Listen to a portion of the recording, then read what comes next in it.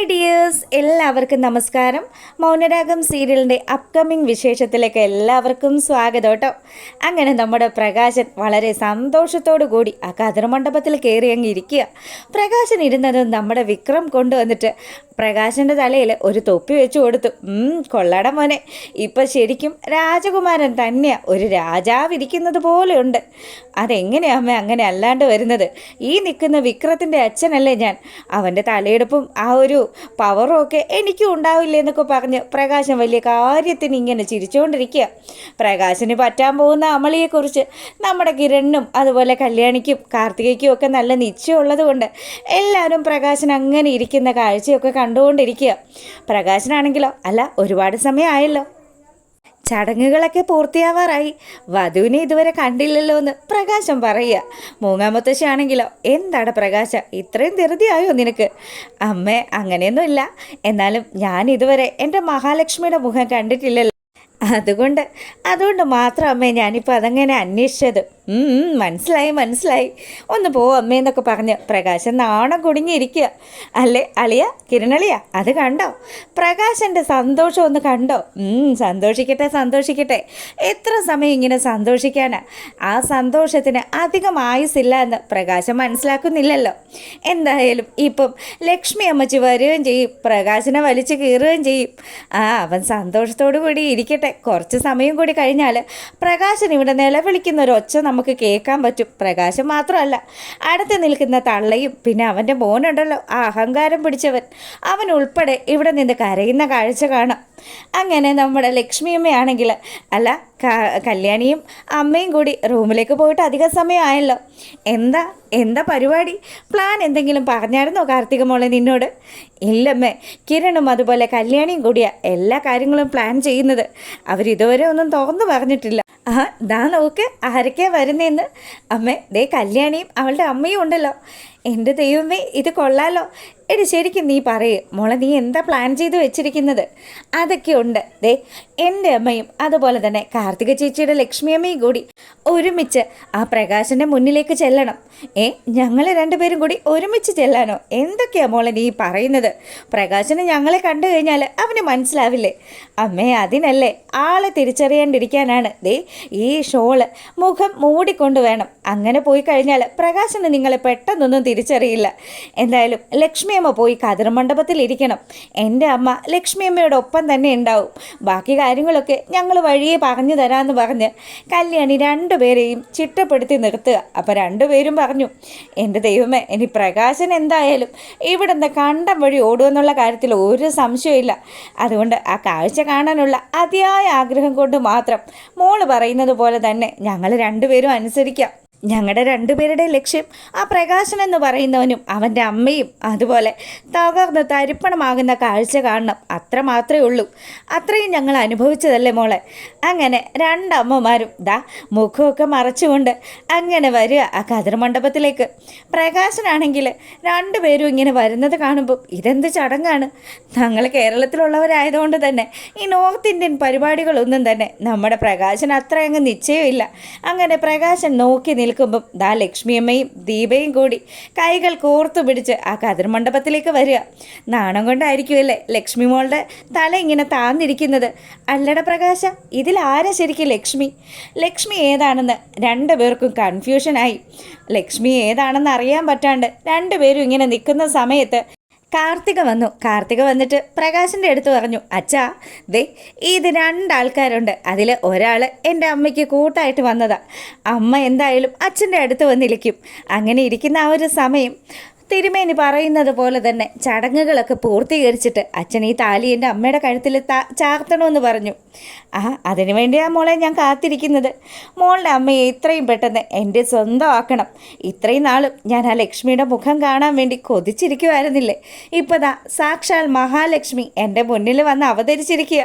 അങ്ങനെ പ്രകാശൻ വലിയ സന്തോഷത്തോടു കൂടി ഇരിക്കുമ്പം തിരുമേനി പറഞ്ഞു, അതെ വധു ഇവിടെ ഇരിക്കുക, ബാക്കി കാര്യങ്ങളും ചടങ്ങുകളും ഒക്കെ പൂർത്തിയായ സ്ഥിതിക്ക് മുഹൂർത്തമാകാറായി. ഇനി എന്തായാലും ആ താലി എടുത്ത് പെണ്ണിൻ്റെ കഴുത്തിലേക്ക് കെട്ടുമെന്ന് പറഞ്ഞു. പ്രകാശൻ സന്തോഷത്തോടു കൂടി ആ താലി എടുത്ത് കയ്യിൽ പിടിച്ചതും നമ്മുടെ കിരണിനെയും കല്യാണിയെയും അതുപോലെ കാദംബരിയും ഒക്കെ നോക്കി നിൽക്കുമ്പോഴത്തേക്കിനും പ്രകാശനാണെങ്കിൽ എല്ലാം കൊണ്ടും നല്ല അഹങ്കാരവും സന്തോഷവും അങ്ങ് അടക്കാൻ പറ്റുന്നില്ല. താൻ ഇത്രയും കാലവും ഒരു പിച്ചക്കാരനെ പോലെ ജീവിച്ചെങ്കിൽ ഇന്നു മുതൽ താൻ കോടീശ്വരനാണെന്നുള്ള ആ ഒരു ചിന്ത പ്രകാശൻ ആ താലിയെടുത്ത് നമ്മുടെ ലക്ഷ്മിയുടെ കഴുത്തിൽ ചാർത്താൻ പോയതും ലക്ഷ്മിയമ്മ തലയിലിട്ടിരുന്ന ആ ഒരു ഷോൾ എടുത്ത് മാറ്റി. അപ്പോഴാണ് ആ പ്രകാശന് കിട്ടുന്നത് നല്ല ഒന്നൊന്നര തിരിച്ചടി. പ്രകാശൻ നമ്മുടെ ലക്ഷ്മിയമ്മയെ കണ്ട് കിടുങ്ങിയിരിക്കുക. പ്രകാശനെ കണ്ടതും ലക്ഷ്മിയമ്മ തനിക്ക് എന്നെ മനസ്സിലായില്ലേടോ എന്ന് ചോദിച്ചു. എൻ്റെ പൊന്നു ലക്ഷ്മി, നീ ആയിരുന്നോ ലക്ഷ്മി? അതേടോ, ഞാൻ തന്നെയാ ലക്ഷ്മി. താൻ ഇത്രയും കാലവും സന്തോഷത്തോടു കൂടി ഇവിടെ നിന്നില്ലേ? താൻ എത്ര പേരുടെ ജീവിതമാണോ നശിപ്പിച്ചതെന്നൊക്കെ ചോദിച്ചുകൊണ്ട് നമ്മുടെ ലക്ഷ്മി അമ്മ പ്രകാശനെ കൊടയാൻ തുടങ്ങി. ആ സമയമാണെങ്കിൽ നമ്മുടെ മൂങ്ങ മുത്തശ്ശിയും അതുപോലെ വിക്രമൊക്കെ ഒരുപോലെ ഞെട്ടിയിരിക്കുക. അല്ല, ഇത് അവളല്ലേ? ഇത് ലക്ഷ്മിയല്ലേ? ഇവളെങ്ങനെ ഇവിടെ വന്നു? എടി, ശരിക്കും ഞങ്ങളുടെ മഹാലക്ഷ്മി എവിടെയെന്ന് ചോദിക്കുമ്പം, അതെ, നിങ്ങളുടെ മഹാലക്ഷ്മിയും ഞാനാണ്, നിങ്ങളുടെ ലക്ഷ്മിയും ഞാൻ തന്നെയാണ്, ഞാനാണ് കാർത്തിക മോളുടെ അമ്മയെന്ന് പറഞ്ഞു. കാർത്തികയാണെങ്കിൽ ഈ സമയം ദേഷ്യത്തോടു കൂടി അങ്ങ് എഴുന്നേറ്റ് വന്നിട്ട് പറഞ്ഞു, അതെ പ്രകാശ, താൻ ഇത്രയും കാലം സന്തോഷത്തോടു കൂടി ജീവിച്ചില്ലേ? എൻ്റെ അമ്മയും ഒക്കെ കണ്ണീരിലാഴ്ത്തിയിട്ട് ഞാൻ ജനിച്ച ഉടനെ തന്നെ താൻ എന്നെ കൊണ്ടുപോയി ഓടയിൽ കളഞ്ഞില്ലേ? എന്നിട്ടും തനിക്ക് സമാധാനമായില്ലല്ലോ. താൻ ഈ നാട്ടിൽ വന്ന് രണ്ടാമതൊരു പെണ്ണും കിട്ടി, ദാ നിൽക്കുന്ന കല്യാണി അടക്കം ചവിട്ടി അരച്ചില്ലേ? ആ കുട്ടി എന്ത് തെറ്റ് ചെയ്തിട്ടാണോ തനിക്ക് പെൺമക്കളെന്ന് പറഞ്ഞാൽ വെറുപ്പായിരുന്നു? എല്ലാത്തിനും കാരണക്കാരി ആ നിൽക്കുന്ന മുത്തശ്ശിയാണ്. എന്തായാലും തനിക്കും തൻ്റെ അമ്മയ്ക്കും ഒക്കെ നല്ല ഗംഭീര തിരിച്ചടി നൽകാൻ വേണ്ടി തന്നെയാണ് ഞാനും എൻ്റെ അമ്മയും ഒക്കെ ചെന്നൈയിൽ നിന്ന് വന്നതെന്ന് കാർത്തിക പറയുന്നത് കേട്ട് മൂങ്ങ മുത്തശ്ശി ഞെട്ടി നിൽക്കുക. എന്തൊക്കെയാ മോളെ നീ പറയുന്നത്? അതെ, സത്യം തന്നെയാണ് പറയുന്നത്. ചില സമയത്ത് സത്യങ്ങൾ പറഞ്ഞാൽ നിങ്ങൾക്കൊക്കെ മനസ്സിലാക്കാൻ വലിയ ബുദ്ധിമുട്ടായിരിക്കും അല്ലേ? എന്തായാലും എൻ്റെ അമ്മയുടെ ജീവിതവും ഞാൻ നിൽക്കുന്ന ആ ദീപ ആൻറ്റിയുടെ ജീവിതവും ഒക്കെ നശിപ്പിച്ചിട്ട് ഇയാൾ അങ്ങനെ അങ്ങ് സന്തോഷിച്ച് ജീവിച്ചാൽ ഞങ്ങൾക്ക് എങ്ങനെ മനസ്സമാധാനമാവുന്നത്? എന്നിട്ടേ ഇപ്പോഴാണ് ശരിക്കും പ്രകാശൻ്റെ പ്രകാശമൊക്കെ അങ്ങ് അസ്തമിച്ചത്. താൻ എന്താണോ പറഞ്ഞത്? കല്യാണിയും കിരണിനെയും ഒക്കെ തകർക്കാന്നല്ലേ? അവരുടെ കമ്പനിയൊക്കെ നശിപ്പിച്ച് എൻ്റെ കമ്പനിയിൽ തൻ്റെ മകനെ പിടിച്ചിരുത്താന്നല്ലേ? ഒന്നും നടക്കാൻ പോകുന്നില്ല. ഇപ്പം മനസ്സിലായില്ലേ? എടോ രാജപ്പ, താനുണ്ടല്ലോ ഈ 15 ലക്ഷം രൂപയൊക്കെ ഈ നിൽക്കുന്ന പ്രകാശിന് കടം കൊടുത്തില്ലേ? ഇനി ആ കാശൊക്കെ തനിക്ക് ആര് തരും? രാജപ്പനാണെങ്കിൽ മൊത്തത്തിൽ ഇതേ കിളി പോയ അവസ്ഥയിൽ നിൽക്കുക. ലക്ഷ്മി ആണെന്നും പറഞ്ഞ് രാജപ്പനും കണ്ടിരുന്നത് ഏതോ ഒരു കോടീശ്വരി ആയിട്ടുള്ള മഹാലക്ഷ്മി ആയിരുന്നല്ലോ. അപ്പോൾ നമ്മുടെ പ്രകാശൻ വന്ന് കയറിയിരിക്കുന്നത് അവൻ്റെ മുൻ ഭാര്യയായിട്ടുള്ള മഹാലക്ഷ്മി ഒരുക്കി വെച്ച ട്രാപ്പിലേക്കാണെന്ന് തിരിഞ്ഞതും നമ്മുടെ രാജപ്പൻ്റെ സ്വഭാവം അങ്ങ് മാറി. എടാ പ്രകാശ, നീ എന്നെ പറഞ്ഞു പറ്റിക്കുമായിരുന്നു അല്ലേ? രാജപ്പണ്ണ, സത്യത്തിൽ ഞാൻ ഇതൊന്നും അറിഞ്ഞിട്ടില്ല എന്ന് പറഞ്ഞു.